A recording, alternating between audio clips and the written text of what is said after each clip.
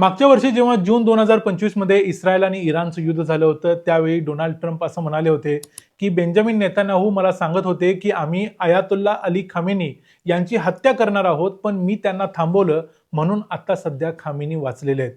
पण त्यावेळी Donald Trump यांच्यावर कुणीही विश्वास ठेवला नव्हता.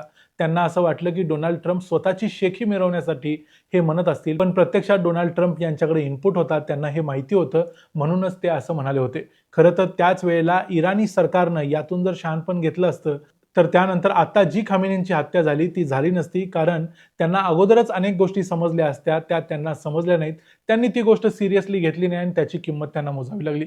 कारण फायनान्शियल टाइम्स या वृत्तपत्रामध्ये जो एक रिपोर्ट आलाय, त्यामध्ये सांगितलंय की कशा पद्धतीनं तेहरान या शहरातले सगळे ट्रॅफिक कॅमेरा हे मोसादनं हॅक केले होते.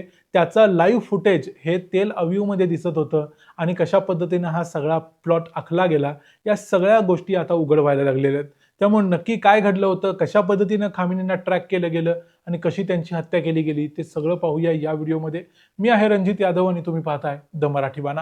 जेव्हा 28 फेब्रुवारीला सकाळी 9:30 वाजता तेहरानमधल्या त्या पाश्चर स्ट्रीटवरती इराणमधले सगळे टॉप मिलिटरी लीडर, त्याचबरोबर आयातुल्ला अली खोमेनी हे स्वतः तिथं आलेले होते. तिथे एक मीटिंग होणार होती, याबद्दलची माहिती तर मोसादला आणि सीआयएला अगोदरपासून होतीच. पण त्यावेळी तिथं प्रत्यक्षात कोण कोण येत होतं, त्यांच्या गाड्या कुठं कुठं पार्क केल्या जात होत्या, त्यातून कोण कोण उतरत होतं, त्याच्याबरोबर कोणकोणते सिक्युरिटी गार्ड होते, त्या सिक्युरिटी गार्ड कुठनं आलेले होते, या सगळ्या गोष्टींची माहिती तेल अवीवमध्ये बसून तिथल्या मोसादच्या एजंट्सना मिळत होती. कारण होतं ट्रॅफिक कॅमेराज. ट्रॅफिक कॅमेरावरती सगळ्या गोष्टी त्यांना दिसत होत्या.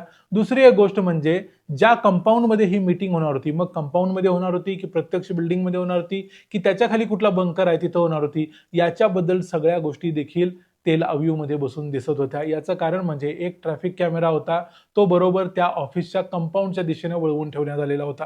फायनान्शियल टाइम्समध्ये जो रिपोर्ट आलाय त्यामध्ये असं सांगितलंय की तेहरानमधले हे सगळे जे ट्रॅफिक कॅमेरा होते, सिक्युरिटी कॅमेरा होते, हे काही आत्ता मागच्या काही महिन्यामध्ये वगैरे हॅक केलेले नव्हते. तर ते मागच्या अनेक वर्षांपासून मोसादनं हॅक करून ठेवलेले होते. पण प्रत्यक्षात त्याचा ते वापर फक्त डेटा गॅदरिंगसाठी करत होते, फक्त माहिती मिळवण्यासाठी करत होते. त्याचा वापर त्याने ॲक्च्युअली कोणतंही ऑपरेशन कॅरी आउट करण्यासाठी केला नाही. कारण त्यांना फायनली जेव्हा खमेनीला मारायची वेळ येईल, त्यावेळेलाच त्यांना त्या गोष्टीचा वापर करायचा होता आणि सांगायचं होतं. अन्यथा छोट्या मोठ्या ऑपरेशनमध्ये त्यांना ही ताकद लावायची नव्हती. आता ही सगळी माहिती फायनान्शियल टाइम्सला दिली या ऑपरेशनमध्ये असलेल्या एका माणसानं आणि त्याच्या हवाल्यानं ही सगळी माहिती बाहेर आलेली आहे. इराणमधल्या IRGCचे सगळे कमांडर्स होते. या कमांडर्स बरोबर जे सिक्युरिटी गार्ड असायचे, या कमांडर्सची, या सिक्युरिटी गार्ड्सची पॅटर्न ऑफ लाईफ, म्हणजे ते कधी उठतात, कधी बाहेर पडतात, कधी ऑफिसमधून परत येतात, ऑफिसला कुठं जातात, कोणत्या वाहनाचा वापर करतात, प्रत्येक गोष्टीची खबरबात ही मोसादला मिळत होती आणि त्यानुसार ते सगळा डेटा गॅदर करून बसलेले होते आणि त्यांना सगळं काही दिसत होतं की काय काय चाललंय. अगदी त्यातल्या एका अधिकाऱ्यानं तर असं सांगितलं की आम्हाला जेरुसलेम, म्हणजे जिथं आम्ही जन्मलो मोठे झालो, तिथले कसे गल्लेनं गल्ल्या रस्त्यानं रस्ते माहिती आहेत, तसं आम्हाला तेहरानमधले सगळे रस्ते, सगळ्या गल्ल्या माहिती आहेत. कारण आम्ही अनेक वर्षांपासून ते ट्रॅक करतोय.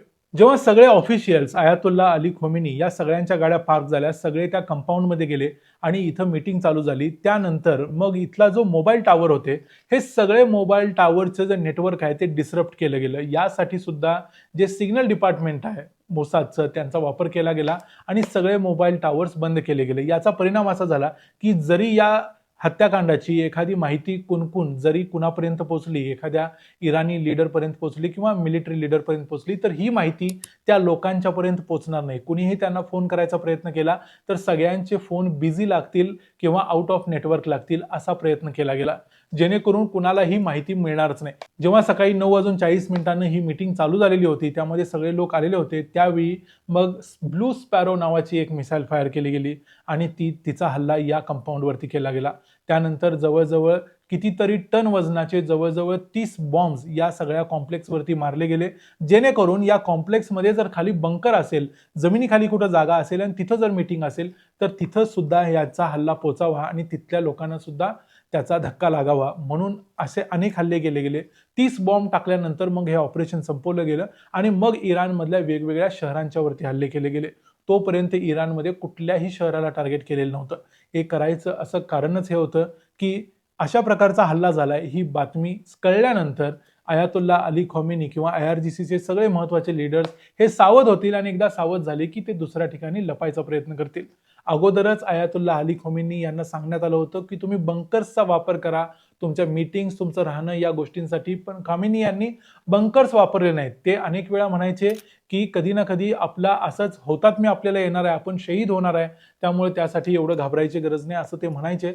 आणि त्यामुळेच त्यांनी या बंकर्सचा वगैरे वापर केला नाही आणि याचाच परिणाम असा झाला की त्यांची या इस्रायलने केलेल्या हत्यामध्ये त्यांचा मृत्यू झाला. म्हणजे मिलिटरी ऑपरेशन्स, सिक्रेट ऑपरेशन्स कुठल्या थराला पोहोचलेले आहेत, कुठल्या लेवलला पोहोचलेले आहेत याचा एक उदाहरण म्हणून याच्याकडे आपण बघायला पाहिजे. आणि भलेही आपला मोसाद किंवा CIA डायरेक्ट शत्रू नसला तरी या लोकांच्या पासून सावध राहण्यासाठी भारत सरकारनं सुद्धा अशा पद्धतीचं काहीतरी एक टेक्नॉलॉजी शोधून काढली पाहिजे, जेणेकरून आपल्याकडचे जे ट्रॅफिक कॅमेरा आहेत किंवा इतर कोणकोणते सर्व्हिसेस आहेत, मोबाईल्स आहेत, या सगळ्यामधून कुणी आपल्याला ट्रॅक करतंय काय, कुणी आपल्यावर लक्ष ठेवतंय काय, या गोष्टी देखील बघितल्या पाहिजेत. अन्यथा अशा पद्धतीनं जगातली कुठली तरी एक सत्ता आपल्याला देखील मॅनिप्युलेट करू शकते. हा धोका येणाऱ्या काळात कायमच राहणार आहे. त्यामुळे टेक्नॉलॉजिकल ॲडव्हान्समेंट, टेक्नॉलॉजीमध्ये पुढं असणं किती उपयोगी पडतं ते या उदाहरणातून आपल्याला दिसेल.